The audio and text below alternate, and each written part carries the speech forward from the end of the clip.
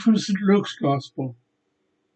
But woe to you, Pharisees, for you tithe mint and rue and all manner of herbs, and pass by justice and the love of God.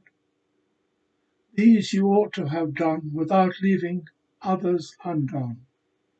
Woe to you, Pharisees, for you love the best seats in the synagogues and the greetings in the marketplace. Woe to you, scribes and Pharisees, hypocrites! For you are like graves which are not seen, and the men who walk over them are not aware of them. Then one of the lawyers answered to him, Teacher, by saying these things you reproach us also. And he said, Woe to you also, lawyers, for you load men with burdens hard to bear, and you yourselves do not touch the burdens with your finger. We read the papers, we read about some very clever lawyers who seem to achieve an acquittal for their rich clients, regardless of how cut and dried the right outcome should be a conviction. These same rich people again use very expensive accountants to ensure that the minimum of tax is paid. I personally think that this is wrong. Every member should comply with the laws which the ordinary people obey.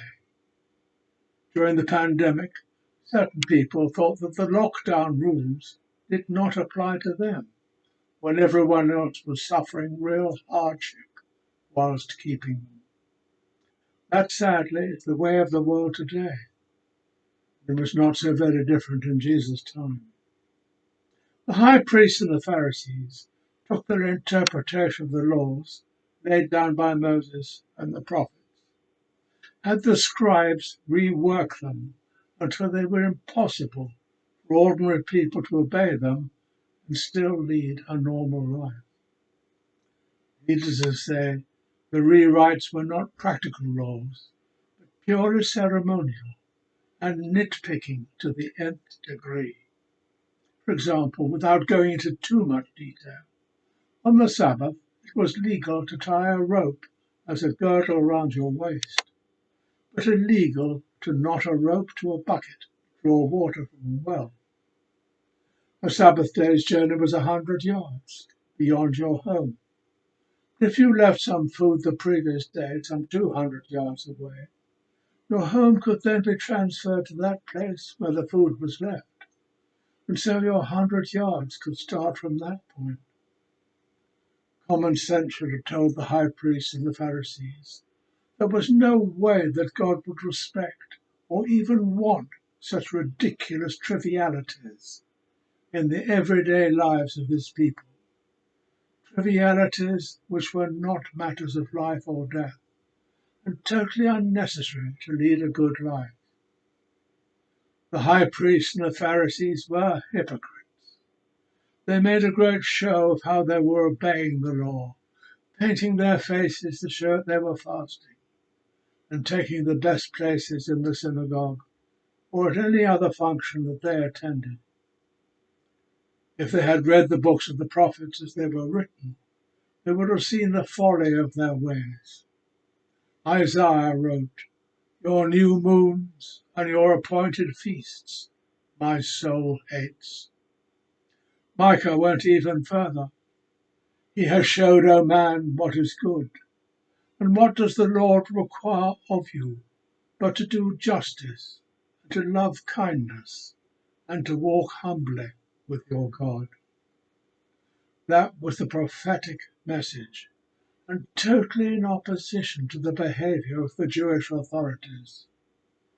It was the scribes to whom this rewriting of the law had been delegated, and over time how they had exaggerated the simplicity of the law.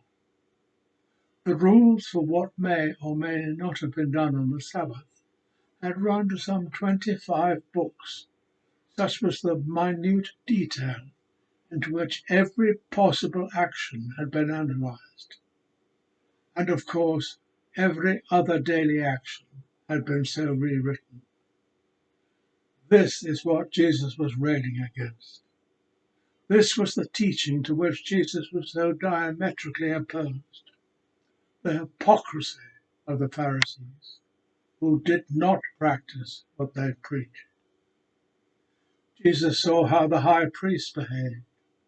They pretended to be serving God, but were actually only lining their own pockets. Jesus rightly, in the temple forecourt, overturned the tables of the money changers and the sellers of lambs and doves for burnt offerings, because their corruption was beyond belief. Jesus rightly, in Matthew's Gospel, called the high priests a brood of vipers. The truth is that the high priests and the Pharisees professed to have great admiration, even respect, for the words of the prophets who had gone before them and were dead, but had no respect for a living prophet, but expressed a desire to kill him. Where does this leave us?